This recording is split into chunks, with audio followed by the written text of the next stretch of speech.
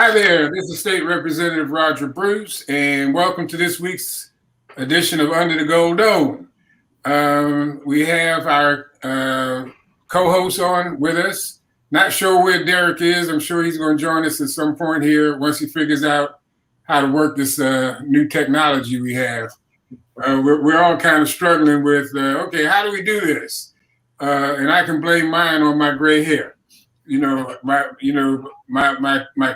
children don't live here anymore, so there's nobody here to show me how to work this stuff.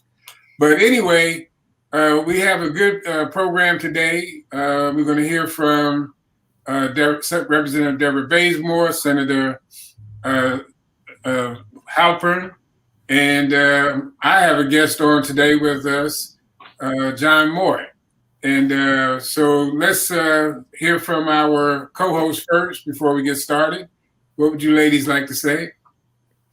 So good afternoon, everyone. And thank you again, as always, for tuning in. We're so excited, as always, to come to you with information and enlighten you on what's going on under the Gold Dome and outside the Gold Dome. So this should be an exciting show too. And I'm so happy that we have a guest today so that we can talk other things. Thank you. Hello, Senator Sonia Halpern, District 39. Excited to be back with you again this Friday on Under the Gold Dome. We will be talking about a variety of topics. We are, of course, in our off season, not in session, but there is, as my colleague said, so many things still happening in the world that are worth discussing, talking about, and seeing how they fit into what's happening here in Georgia and the landscape here. So welcome back, and off to the show we go.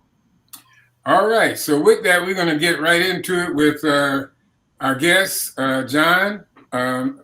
John, I mess up your last name every time. No, you don't. Listen, it's Moy, rhymes with boy, only with an M. Okay. And he is with the Urban League. And, as we know, the Urban League has a lot of clients, and their clients are same as our constituents. And why don't we start out real quick, though, with you just telling people what the Urban League does real quick, and then we're going to get right into the other topics. Go ahead. Sure, Roger. We've been around since March 15th, 1920. This is our 101st year. We sit on 6 pillars. We help young people between the ages of 16 to 24. We help people returning citizens who have done some time. We help people purchase their own home, people secure careers, people open their own businesses, and then the area that I'm in is policy, to help shape public policy with state representatives such as Senator Halpern and Representative Bazemore. All right. And you, Roger. Yeah, I was getting ready to say I'm one of them too. And but one of the things, if we had to sum it up, you guys help people with their financial education, their financial literacy. Is that a way to sum it up? Absolutely. Great way to sum it up. We do. We have the news this week, the big news this week is the fact that our mayor of Atlanta has decided that she is not going to see re-election. She had a press conference, I believe it was this morning. And, she talked about a lot of things, but I'm not sure that I got out of that, the reason why she's not running. She said that she raised enough money to run. She said that the polls showed that she would win if she did run. She said her family supports whatever it is that she decides to do. But I didn't get out of this press conference why she's not running. Did you guys get something that I missed? I think for me, and I've spent most of my career in politics and in government, certainly working for elected officials before I came to the Urban League. And, in this business, in that particular business, it's a very personal decision. Mm-hmm. And you all know that better than anybody. You're trying to juggle careers and families and businesses. Mm-hmm. So it's a very personal decision that she made. I thought she sort of laid it out a little bit today. And but that was certainly my take on it, that she certainly came at that after a lot of inflection. Yeah. Ladies, what did you take from it?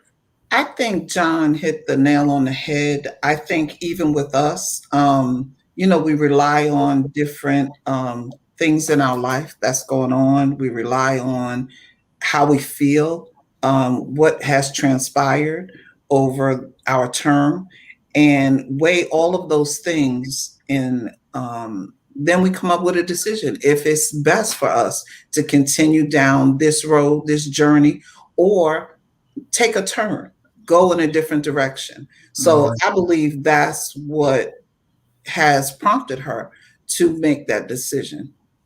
I would agree with that. I would add too that she really is a woman of faith. And Mhm. even in the press conference, she talked about that. And I remember when she decided to run, how much she talked about really being deep in prayer to hear and listen to the voice and decide if it was time for her to run. She talked again in the press conference about being again in that deep prayer and coming out of it very reflective and with the real sense that this is the season for her to pivot and move towards something else, though we don't know what that is. I think it's certainly she will have many options in front of her, and she will find decisions to make when she's ready to make those, if she hasn't already. But I think for the city of Atlanta, at least at this juncture, it's good to know, okay,